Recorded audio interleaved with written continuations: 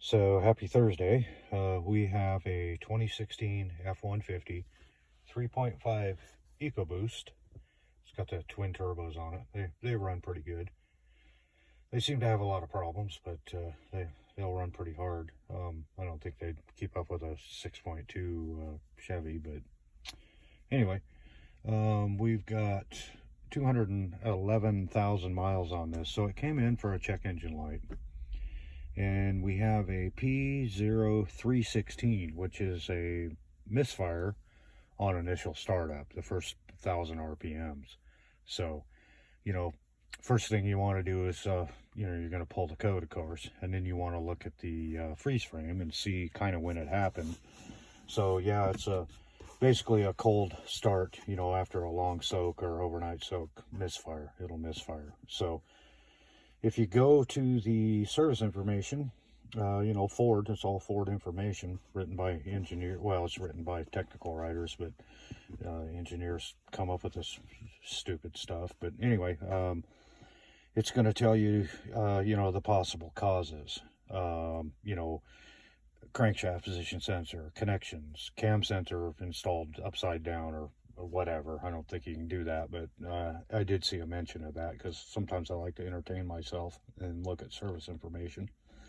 Ignition problem, injectors, and all of this is true. It's all true, in the laboratory and sometimes in the real world, but, it can happen. But, in reality, gasoline direct injected engines, which are, everything is now, just about everything except the Godzilla, thank God. They have an inherent issue with deposits on the intake valves. And, in the old days you had port fuel injection.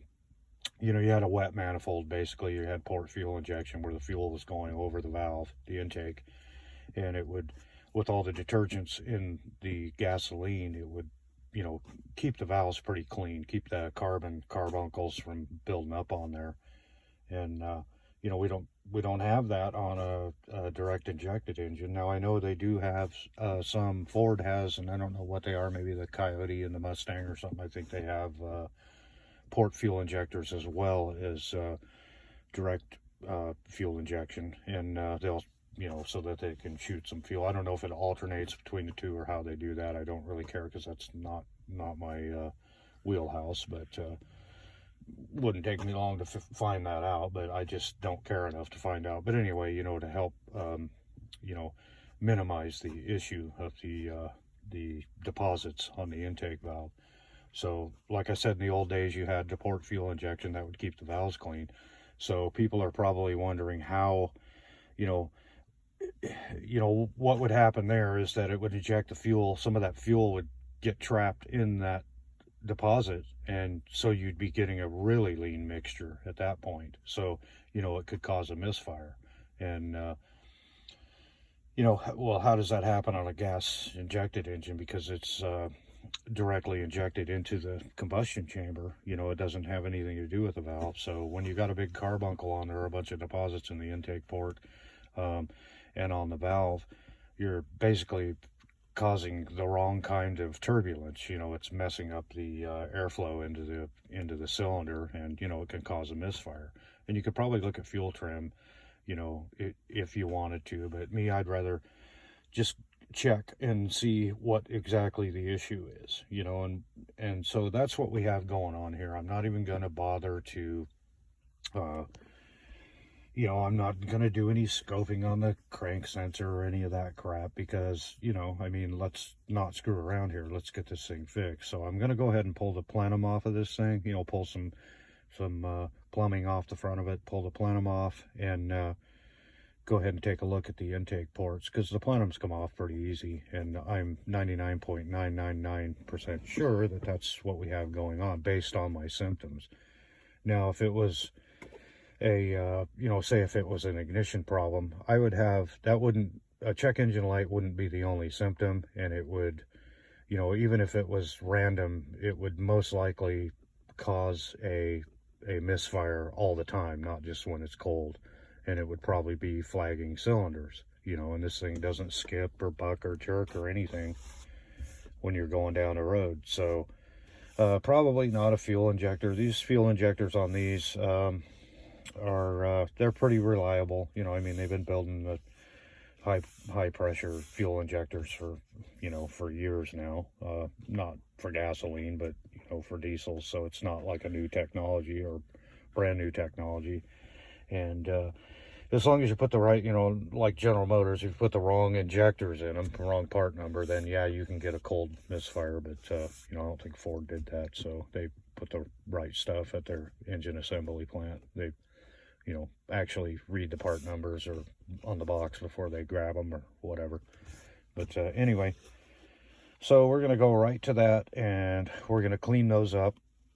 There's different methods for cleaning them up. I don't have a blaster to, you know, use walnut media, but you can see the valve, so it takes a little longer, but same result. You know, get in there, close the valve, clean them up, shop vac them out, and that'll take care of that problem. So I did go on the internet just to Google that code and see what come up, because, you know, from time to time I like to do that, because, you know, I run into people and they're kind of do-it-yourselfers, and they'll just have the wrong information.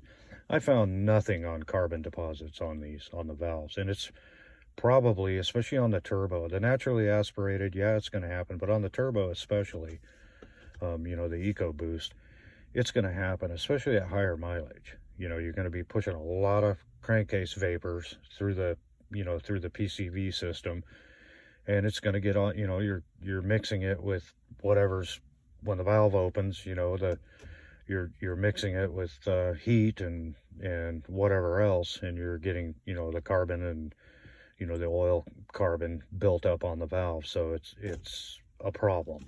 It is a problem. But I didn't see a TSB related to that particular problem, even though it's a big problem, and I didn't see anybody talking about it. But it is a problem, and it does affect these. So that would be, without any other symptoms, with just that code in there, the misfire on startup when it's cold, the first thing I would be looking at would be the intake system. I bet it's just carboned up and coked up and looks like hell. So anyway, we're going to get going on that, so stay tuned. So I wanted to mention here, very important, of course, you know, it's self-explanatory, but I'm going to end up pulling the plenum off because I'm certain that I have carbon deposits on the valves. Before I do that, before I open anything up here, I pulled the pretty part off. I'll pull this insulation off of the high pressure fuel pump there. Oops, it broke. I'll have to glue that back together. But anyway, I'm going to take my blow nozzle and I'm going to blow top of the edge of the valve covers off there, in between the cylinder head and the plenum, because I don't want any shit to fall in the engine, because these ports are flat. They go straight down into the intake port.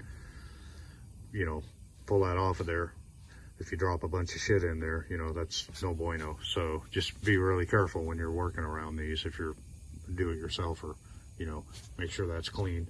And when you get that off, cover those intake ports, except for, you know, in this case, I'm going to be working on them. So whichever one I'm working on, of course, I'm not going to have covered, but have your shop vac handy so that when you do pull this off, you can get anything that you missed and suck the ports out, and be really, really careful, and don't drop anything in the engine, because that will really ruin your day. So we'll get that throttle body off of there. I'm going to pull some plumbing off, and we'll get that throttle body off, and we'll jam our borescope down there and take a look at our valves.